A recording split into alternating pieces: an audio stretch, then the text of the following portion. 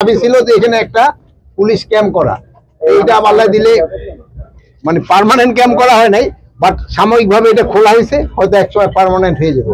এই জন্য আমিও নিজে মুন্সিগঞ্জবাসী, এই জন্য আমি নিজের এই আমাদের যারা মুন্সিগঞ্জের বাইরে আছে তাদের সবাই আমি ধন্যবাদ দিই আপনাদের পক্ষ থেকে। গত 30 থেকে 40 বছর যাবত এলাকার এই অবস্থা ছিল, আপনি মনে করেন কিনা সেই সময় রাজনৈতিক সদিচ্ছা না থাকার কারণে আমি ওই 30-40 বছরের ঘটনা বলতে পারবো না, বাট এখানে একটা ক্যাম্প দরকার, এটা আমি ক্যাম্পটা হওয়ার পরে এই থানার ওসির বিরুদ্ধে ঢাকায় মানববন্ধন, এখানে মানববন্ধন, সেখানে মানববন্ধন, তাকে হুমকি দেওয়া হচ্ছে 15 দিনের মধ্যে বদলি করে দেওয়া। আপনি এইটা চ্যালেঞ্জ হিসেবে দেখছেন কিনা বা আপনার অবস্থান? শোনেন, আমাদের দেশে হয়েছে, আমি বলছি না 1000 কোটির উপর জানি বন্ধন, আমাদের দেশে তো এটা হচ্ছেই, বাট আমাদের এর ভিতরে কাজ করে যেতে হবে, আমাদের এর ভিতরে কাজ করতে, আমরা যেটা ভালো মনে করবো ওটা আমরা করে যাব।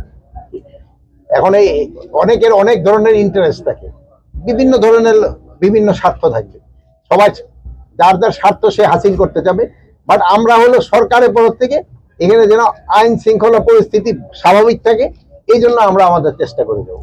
এই এলাকাবাসী অনেকে বলছিল তারা দীর্ঘদিন পরে এলাকায় ফিরেছে, কারণ হচ্ছে যে তারা একটা আতঙ্ক ছিল, জলদস্যুদের আতঙ্ক, হামলা মামলার আতঙ্ক, তো সেই আতঙ্ক মুক্ত হয়ে অনেকে গ্রামে ফিরতে শুরু করেছে।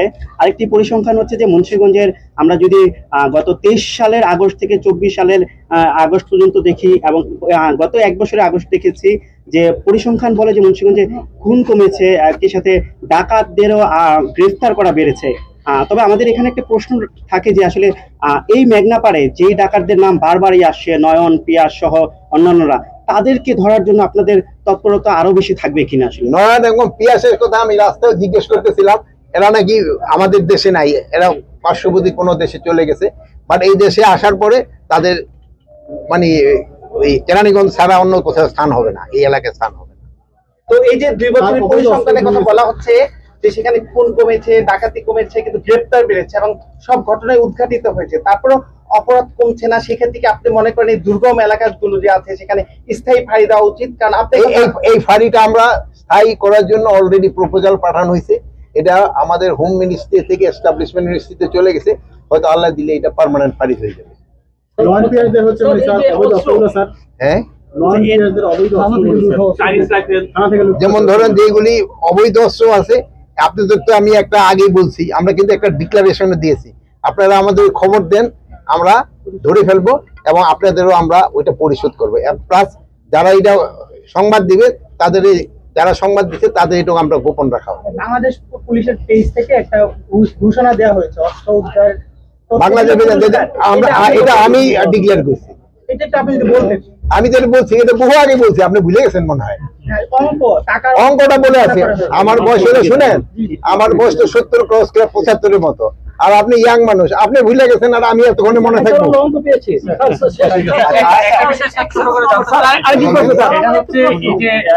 পুলিশের একটি ক্রিটিক্যাল পিরিয়ড চলছে, এই যে দুর্গম এলাকাতে পুলিশ নতুন করে চ্যালেঞ্জ নেওয়ার মতো সাহস দেখিয়েছে, এই যে পুলিশের এই নতুন চ্যালেঞ্জকে আপনি সাধুবাদ জানান কিনা? আমি অবশ্যই পুলিশের চ্যালেঞ্জকে সাধুবাদ জানাই, এবং আপনি স্বরাষ্ট্র মন্ত্রণালয় এবং আমাদের যারা প্রশাসনের সবাই আপনারা সাধুবাদ জানাবেন, আমি কেন জানাবো, আপনারা জানাবেন সাধুবাদ। প্লাস আমরা এই পুলিশকে আরো রিইনফোর্স করার জন্য এই এলাকায় আমরা বলতে কোস্টগার্ডেরও টহল বাড়ানো হবে। আলুর ব্যাপারে এটা সত্যি কথা একটা প্রশ্ন করছেন, আলুর দাম কৃষকরা পাচ্ছে না, এই জন্য আমরা কিন্তু কোল্ড স্টোরে আলুর দাম 22 টাকা করে দিছি। এখন 22 টাকা করে করায় আলু খুব একটা বের হচ্ছে না, কিন্তু 1 টাকা না 1.5 টাকার মতো বাড়ছে, হয়তো আমরা দিন 15-এর ভিতরে আমি আশা করি যে আলুর দাম নির্ধারণ না করেন তাহলে তো হবে না। হ্যাঁ, খুচরা বাজারে তো নির্ধারণ করতে দেবো না, আপনাকে সবার মুখ আমি বন্ধ করতে পারবো না, পারবো? একজনে একটা প্রশ্ন করতে গেছেন, খুচরা বাজার তো আমরা নিয়ন্ত্রণ করতে পারবো না, আমরা বড়গুলি নিয়ন্ত্রণ